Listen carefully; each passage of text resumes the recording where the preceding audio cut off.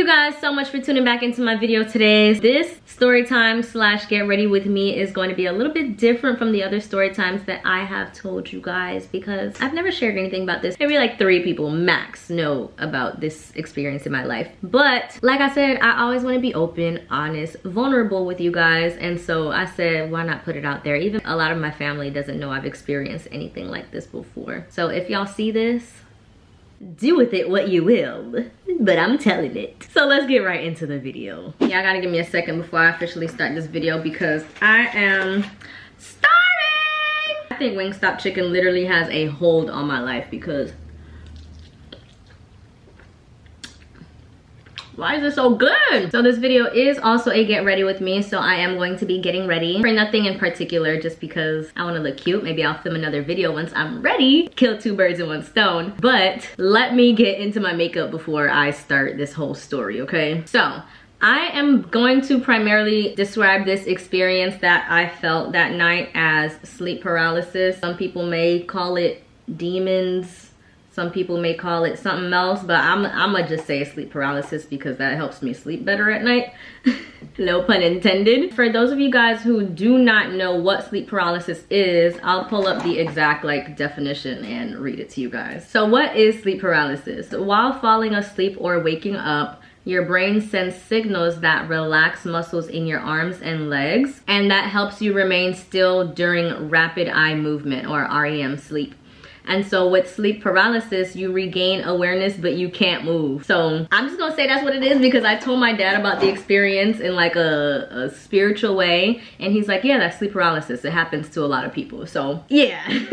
So where do I start? I guess I'll give you guys like a little backstory. I have a 6-year-old daughter now. About a year ago, we moved into a new condo. And every time I move somewhere new, my family always makes it a point to pray over the home, make sure there are no bad spirits or energy in the home before we even lay our heads in the house for the first night, right? So when I moved into that condo, of course, my mom came in with her sage and her incense, everything she had to pray over my condo. I love that condo.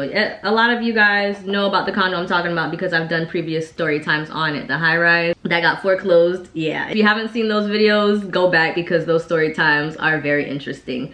This is why I'm not living in that condo right now. I had to leave. But I would say a few months after my daughter and I moved into that condo, my daughter started being like really scared to sleep in her room at night.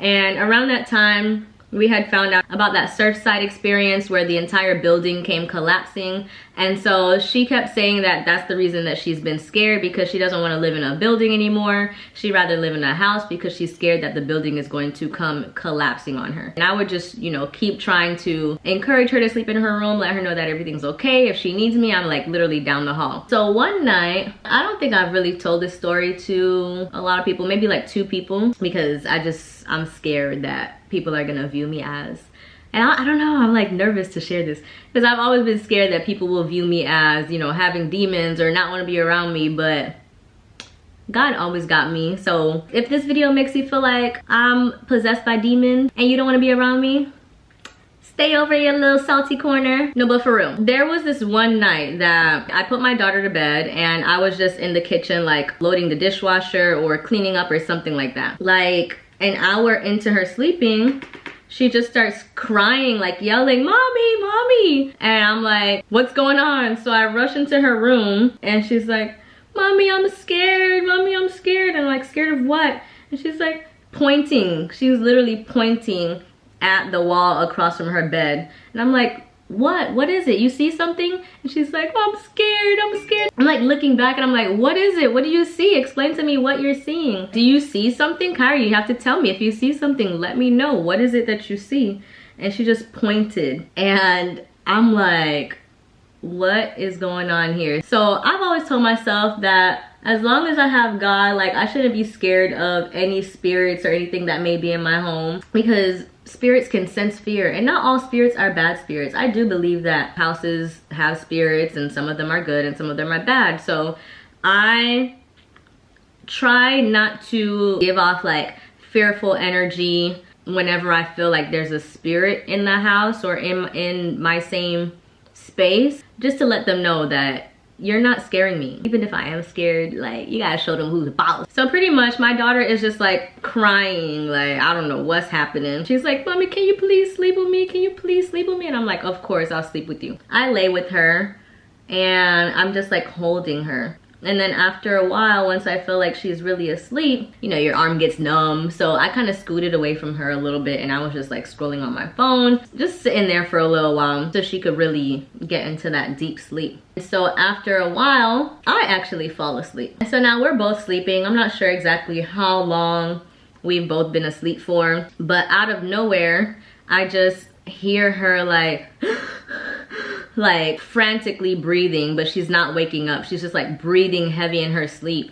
And I look at her and I'm like, Kyrie, are you okay? And she's just still sleeping. She's not waking up. She's always had trouble breathing at night. So I have like a humidifier in her room. Like I don't know, doctors can't really explain what it is, but she breathes very heavy, almost like she's snoring even if she's awake. So I thought she was having like a little breathing attack or something. It was weird because it's something that I had never experienced before. So I'm like trying to wake her up, like, Kyrie, wake up, are you okay? And then she wakes up and she's like, and then she starts breathing regularly. Y'all, when I tell you those few seconds of my life, I think this little episode was like 5 seconds long. 5 seconds long. Those 5 seconds felt like a whole minute. It was so scary. When I tell you guys it was scary, those 5 seconds were scary. Like literally in those 5 seconds, I thought to call the ambulance or call the cops, like call somebody, call my mom, call on God. Like literally that should have been the first person I called on. Why do we do that? Like God should always be the first person you call on before you even call your mom or your dad or ambulance or police. It sounds crazy, but honestly, God should always be the first person you call on for anything that you're going through in life. So I didn't. I tried to stay calm, and once she was awake and back to her normal breathing, I calmed down as well. So just the entire night, I was like, let me just stay in here. I was planning on going to my room to sleep, but I don't want her to get into the habit of me sleeping with her or her sleeping with me. But I was like, let me just stay here tonight to monitor everything, make sure, you know, nothing crazy happens again tonight. And so that's what I did. She was fine for the rest of the night, but I don't know, just the energy in the room felt heavy. It felt very heavy. And after that, well, actually, rewind. Actually, I did call on God. That's why he always got me. Why did I forget that? I did call on God, and that's why I did not call the ambulance or my mom or anybody else. I called my mom afterwards and told her the story, but I called on God first. God loves me. God loves me so much. So while she was doing that, like, breathing crazy type of situation, I literally just started praying. I started praying. I'm like, I was looking around the room for whatever she thought she may have seen or may have actually seen, because you never know. Like, always listen to your kids because kids see stuff, okay? So I'm looking around the room to see if I can see what she's seeing or feel what she's feeling, and everything just felt heavy. So I started praying. I'm like, God, cover my child, cover her, protect her, shield her. I started praying, asking God to release whatever is going on with her right now. And she slowly started to calm down. Like, her breathing started to slow down, and she didn't really wake up for real. She just started to relax a little bit. And I just started to, you know, rock her, make sure she's still breathing, put her back to sleep. And y'all, that was just a scary experience by itself, okay? Like, my heart is racing just thinking about the experience right now, because I don't wish that experience on any mom out there. After that experience happened, nothing crazy ever really happened while we were living in that house. I don't know if that was an episode for her. Like, I never looked into it. I never got into any details. I just made sure that I went around and blessed the home again. I had holy water that my mom had given me when I moved into the condo. And so that night I just walked around the house praying over every single room and like throwing holy water around the house, because that's what I used to see my grandma do. So that's what I did. You know, it made me feel better. It made me feel more protected. It made me believe even more that, you know, God is always with us and he always has my back, okay? That was the first incident that I honestly don't know if she had like an episode of sleep paralysis, or if sleep paralysis is something that is genetic or hereditary. I have no clue. I don't even know if that's what it was, but that's the closest thing I can describe to the experience that I'm about to tell you right now that happened with me personally. So, ooh, this is scary. I hope I'm not fighting demons, God, please. Ooh. But the experience that I personally had is actually one that took place in this very house that I am living in right now. If you guys did not watch the story time about me having to move into a house where someone was murdered in, which is this house that I'm living in right now, go back and watch that video. My life is just ghetto. Y'all know I love that word. My life is ghetto. And not even, it's really not. Like, I need to stop saying that. Who gonna stop me? Yeah, so I'm currently living in that home right now where the episode that I had took place in. One night, very recently, probably like 2 to 3 months ago, it was another situation with my daughter not wanting to sleep in her room by herself. I like, is my daughter bringing this energy? Should I be concerned? No, honestly, should I be concerned? Because both of these incidents have taken place in her room. So yeah, my daughter was in her room. Again, same situation, but this time she actually asked me to sleep with her before she fell asleep. So I told her that I would sleep in her room with her for 15 minutes until she fell asleep, and then I would be going back to my room. So she was okay with that. So I laid down in her bed, right? And just to set the scene for you, she was in her bed, and I don't know if she had already fallen asleep or if she was just falling asleep, but same thing again. I was scrolling through my phone while, you know, she was laying down, and she was at the head of her bed and I slept at the foot of her bed. We were sleeping across from each other. So let's say her bed is facing this way. Her pillows are on your side. The foot of her bed is on that side. The door is right next to me where my head is. So I'm scrolling through my phone, and I can't remember if I like put the phone down or what. All I remember is that I slowly started to drift into like a light sleep. And I can't remember when I actually started drifting into this sleep. I just kind of drifted. And usually I know when I'm about to fall asleep. Like, I can't really differentiate between when I was awake and when I fell asleep. It was just like a weird in-between phase. Indescribable. I don't feel like I was completely asleep, but out of nowhere, I tried to move, right? Because I feel like the room just get dark. Her room door was cracked, left open. I had already been outside, so I didn't turn off all the lights in the house or anything because I didn't plan on sleeping in her room. So I left all the lights outside of her room on, but I just closed her door so it could be a little bit dark, but not completely dark, so that I could sneak away easily when it was time to go, when it's not like, you know, opening a bright light into her eyes. And so once I started drifting away into this sleep, the room just started to feel like it was getting dark, like within a matter of a second. Like, it slowly dimmed into a darkness, like an eerie darkness. I don't even know how to explain the feeling, but out of nowhere, like, I just felt heavy. Like, my whole body, especially my chest, felt heavy. And once I started feeling that heaviness, y'all, I started trying to move. I started trying to like turn over or like move. I was laying on my back. So I started trying to rearrange my position. Y'all, I felt like my arms were glued to the bed. I could not move my arms for nothing.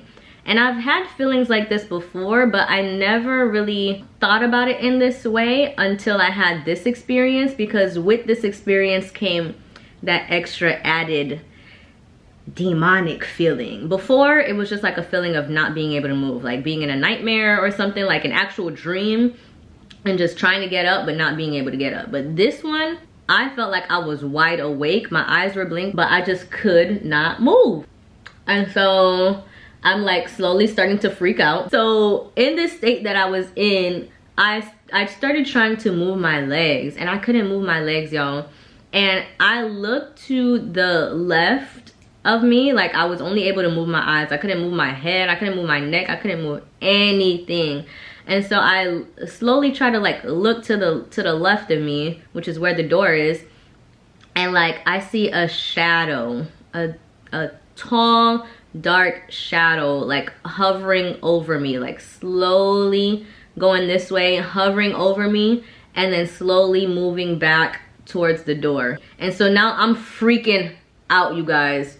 Freaking, woo! Jesus, Jesus, Jesus! That's what I should have been saying in the moment. I don't think I said it. I don't think I said it. But I think I did. I think I said like, God, please help. God, wake me up. God, wake me up.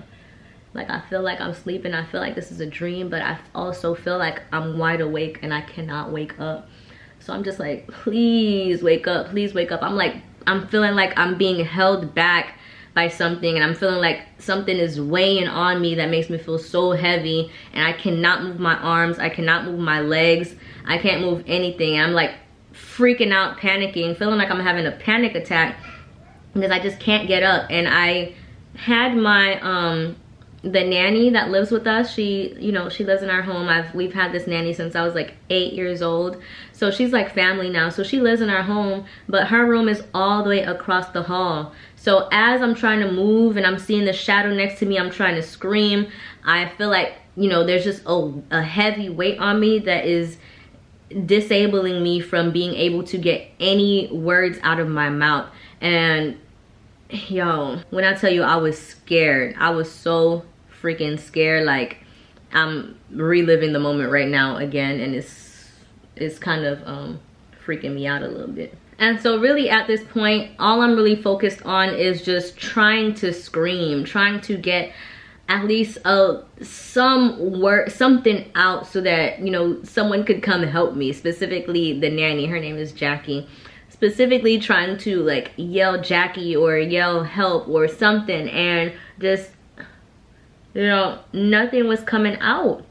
And I felt like this little whatever I was in lasted about 20 to 30 seconds, but it felt like a lifetime. Okay, it felt like I was trying to scream for a lifetime. And once I was finally able to just break free of whatever shackles were on me, it was like how do you describe it? It's almost like, I feel like the best way to describe it is like almost like you're almost drowning, and then you take a gasp of air. Like you're going under, you're holding your breath, and then like you finally get up and you take that deep breath, like that like a relief. That's how I felt. Like I was trying so hard to scream. I was trying so hard to get someone to help me out of this hold that was on me. And I saw my daughter sleeping right there, and that's what scared me even more, is that this shadow is hovering over us and my daughter's in the room, and I'm like, what is gonna happen? So I'm like freaking out, trying to get up so I can protect her. And you guys, and just out of nowhere, I was able to break free of the heavy weights that were on me and the inability to move my arms and my legs and my entire body. And I just gasped for air, and my whole body just swung up, like you just woke up out of a nightmare. But it didn't feel like a nightmare. It felt so real. It felt so real. And in my mind, I wanted to cry. I wanted to run to Miss Jackie's room and tell her all about it, but she is also very religious, and I was just scared. I was scared to tell her. I didn't want her to feel like the house is haunted because somebody did die in here. I didn't want her to feel like, these negative spirits are out to get us or whatever. So I didn't say anything. I kept it in for until now. Telling you guys. I still haven't told her, so if y'all know her, don't tell her. Because I don't want her to leave me by myself in this house. But no, I don't know. I don't know if the house has like spirits or whatever, but I feel like I've convinced myself that it is sleep paralysis and that I'm not having any demonic episodes. But if I am, God help me. But right after that situation, again, I just prayed, you know, everything, every time I have an experience like this, all I ever do is just pray about it. Because what else can you do? What else can you do but pray and ask God to protect you? So yeah, through that entire experience, like once I actually woke up, everything was back to normal. Like the room wasn't dark anymore, the door was still cracked open, the light was still shining through. Like everything was back to normal, almost as if it was a nightmare, but it felt as real can get. Like I know what a dream feels like, and that did not feel like it. I know what a nightmare feels like, and that did not feel like it. I try not to like read too deep into it because quite frankly, I'm scared that I might find out otherwise, or that this might be demons. Honestly, all I could do is pray, ask God to cover me, ask God to cover my daughter, my family, anyone that is around me, because this is some creepy stuff. And I feel like because I'm so spiritual, the first diagnosis that I could come up with in my mind is spirits or demons, or you know, something of that nature. And so that's why I haven't really shared it very often. Sorry I'm talking like this. It's not the demons. I need to stop joking like that because I don't know, I don't want to say nothing crazy. I'm just trying to get the perfect lip combo. Whoa, that was a lot. I feel like a weight has been lifted since I shared that information with you guys. I don't know, maybe some of you guys have experienced something like this, something similar, or maybe you have and you figured out a way to stop it from happening, because from my understanding, this happens to quite a few people, but not many people talk about it. I don't feel, at least not many black people, black women. I looked on YouTube for like videos talking about it, and it was straight like non-African American people. And so if any of my colored brothers and sisters have experienced anything like this, and you also are spiritual, please drop in the comments any solutions that you might have, or share your experiences. And I don't know, it's just I don't want people to have to go through this, but it feels better knowing that you're not the only one going through stuff like that. So if y'all have any similar experiences that you are open and willing to share, either in the comments or even in my DMs on Instagram, feel free to share them with me, because when I tell you I am still freaked out to this day, I am still freaked out to this day. So if you've been holding this in like I have, just know that I'm here with you and I've experienced the same thing, and you are not alone. So just know that God is always there protecting you. God will not let evil spirits attack you as long as you believe that, you know, he is able, he is there, he is always with you. So stay prayed up. That's what I do. If y'all have any other remedies other than that, because that's all that's been helping me, please drop them in the comments below. I would love to hear. But if you guys enjoyed this creepy, freaky, scary, paranormal, sleep paralysis story time, please go ahead and like, comment, and subscribe. Give this video a thumbs up, and I will see you guys in my next video. Thank you so much for watching. Goodbye.